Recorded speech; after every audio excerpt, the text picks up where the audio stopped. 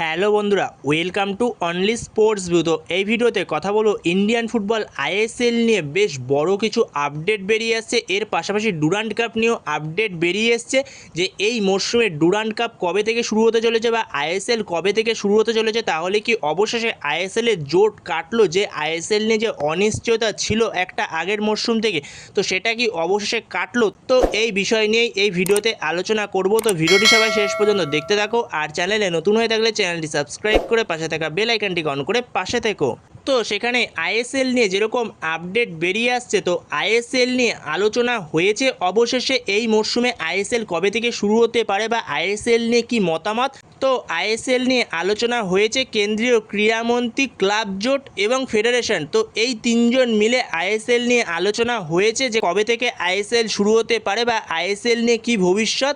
তো সেখানে 14টা club invite ছিল।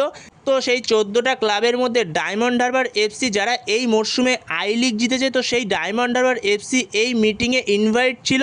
যেখানে মোহামেডান এসসি তারা ছিল না। মোহামেডান এসসি যেহেতু তারা শেষ করেছে এই মরশুমের আইএসএলে, তো সেই কারণেই তারা রেলিগেট হয়ে গেছে। তো তারা পরের মরশুমে আই লিগ খেলবে। যেখানে ক্রীড়ামন্ত্রী ঠিক করেছে যে নেক্সট 4 বছরের জন্য এই ক্লাব জোটই তারা আইএসএল চালাবে।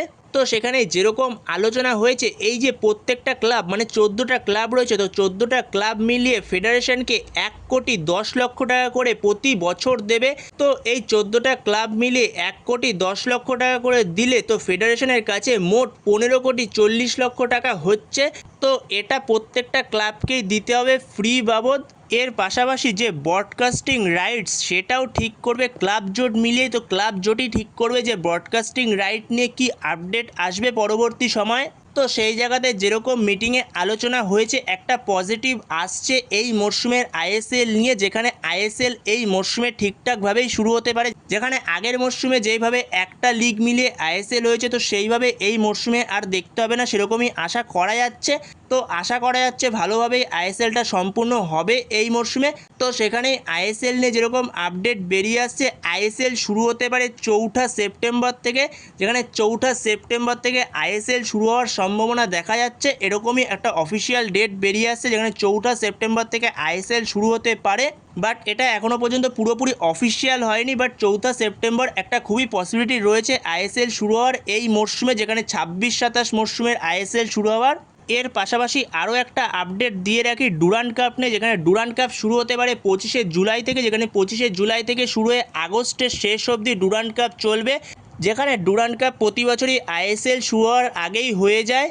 তো সেখানে ডুরান্ড কাপ নিয়েও একটা আপডেট বেরিয়ে আসছে। যেখানে ডুরান্ড কাপে এই মরশুমে পুরোপুরি অল ইন্ডিয়ান স্কোয়াড নিয়ে ডুরান্ড কাপ খেলতে হবে প্রতিটা টিমকেই, এরকম আপডেট বেরিয়ে আসছে। যেখানে বিদেশিহীন টুর্নামেন্টটা হবে এই মরশুমে ডুরান্ড কাপে, এরকমই আপডেট পাওয়া যাচ্ছে। যেখানে এটা হওয়ারও কিছুটা কারণ আছে, যেখানে আমাদের ইন্ডিয়ান ফুটবলে সেরকম স্ট্রাইকার নেই। তো সেই দিকটা মাথায় রেখেই হয়তো পুরোপুরি ইন্ডিয়ান স্কোয়াড নিয়ে ডুরান্ড কাপটা আয়োজিত করতে চাইছে।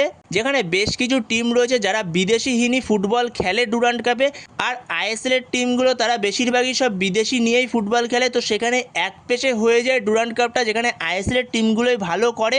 আর যারা বিদেশিহীন ফুটবল খেলে, পুরো ইন্ডিয়ান স্কোয়াড নিয়ে খেলে, তারা ঠিকঠাক কিছু ফলাফল করতে পারে না। তো সেই দিকটাই মাথায় রেখে তো সেই টুর্নামেন্টটাকে হয়তো আরও আকর্ষণ করার জন্যই তারা হয়তো এই মরশুমে পুরোপুরি বিদেশিহীন ডুরান্ড কাপটা করতে চাইছে। যেখানে আইএসএলে প্রতি বছরই আমরা দেখি 6জন করে বিদেশি থাকে, 6জন করে বিদেশি রেজিস্টার করানো যায়। যেখানে 4জন বিদেশি মেন প্লেইং 11-এ খেলে। তো সেখানে সেটা হয়তো কমানো হলেও হতে পারে, আইএসএলে বিদেশির সংখ্যা কমলেও কমতে পারে। বাট এখনও পর্যন্ত সেটা অফিসিয়াল কোনো আপডেট নেই। বা ডুরান্ড কাপ যে পুরোপুরি ইন্ডিয়ান স্কোয়াড নিয়ে হবে সেটাও অফিসিয়াল না। তো অফিসিয়াল হয়ে গেলে অবশ্যই তোমাদের সাথে তখন শেয়ার করে দেবো। বা যদি আইএসএলের যদি বিদেশি সংখ্যা কমে, সেটাও যদি অফিসিয়াল হয়ে যায়, অবশ্যই তোমাদের সাথে শেয়ার করে দেবো। তো এরকম আপডেট বেরিয়ে আসে, তো সেগুলোই তোমাদের সাথে পুরোটা শেয়ার করলাম। তো এই ভিডিওতে এই পর্যন্তই। তো এই ভিডিওতে এই আপডেটগুলো নিয়ে আলোচনা করার ছিল। তো ভিডিওটি ভালো লাগলে অবশ্যই লাইক, শেয়ার, সাবস্ক্রাইব করতে ভুলো না। তো নেক্সট ভিডিওতে দেখা হচ্ছে, ততক্ষণের জন্য বাই বাই।